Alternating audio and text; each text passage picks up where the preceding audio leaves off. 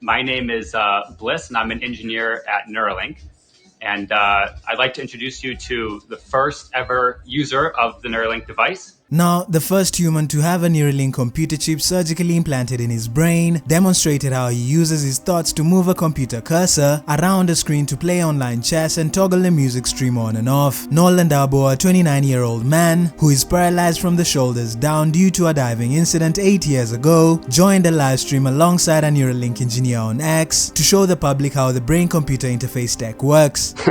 Can you explain a little bit just to people who maybe don't have any context on this field or what's going on here? How are you able to actually move the cursor?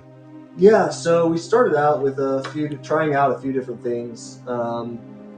We basically went from what we call kind of differentiating, like imagined movement versus attempted movement.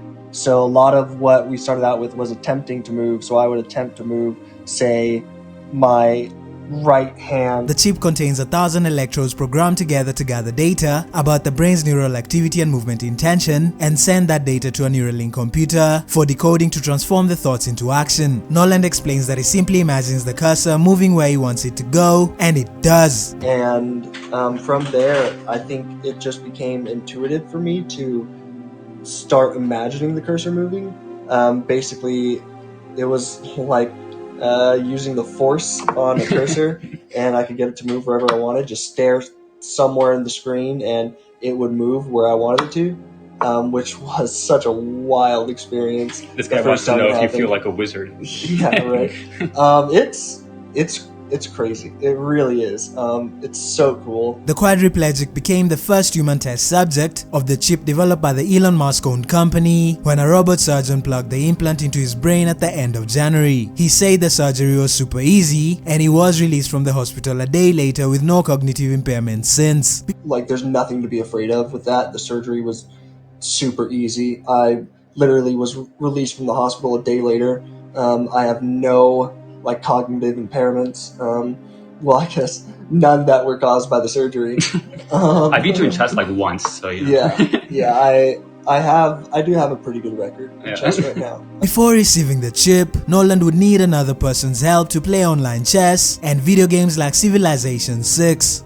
Briefly talk about a little bit, I guess, what have you been using this for outside of these sort of research sessions, or when you're just playing chess? What are some other things you've been getting value from this from? Yeah, so one of the first times y'all gave me complete control over this, I actually stayed up until, I don't know, 6 a.m. playing Civilization 6. It was worth it, I guess is the best way to put it. The brief video stream posted on Neuralink's X account is the closest look the human tech startup has shared with the public. The company, founded in 2016, has mostly kept information about its technology and human trials under wraps, prompting calls for greater transparency. The US Food and Drug Administration greenlighted human trials of the brain chip last year after the company did hundreds of tests on animals and faced backlash from animal rights groups in the process. Neuralink has not disclosed how many people will be enrolled in the 6-year trial or where the trials will be held. It also has not registered its study on a government website, logging medical trials involving human test subjects. For his part, Noland said he signed on to try the implant because he wanted to be a part of something that he feels like it's going to change the world. But he admitted that being the first ever human to get the chip implanted in his brain has not come without its challenges. Yeah, I mean, it's not perfect. I would say that we have run into some issues.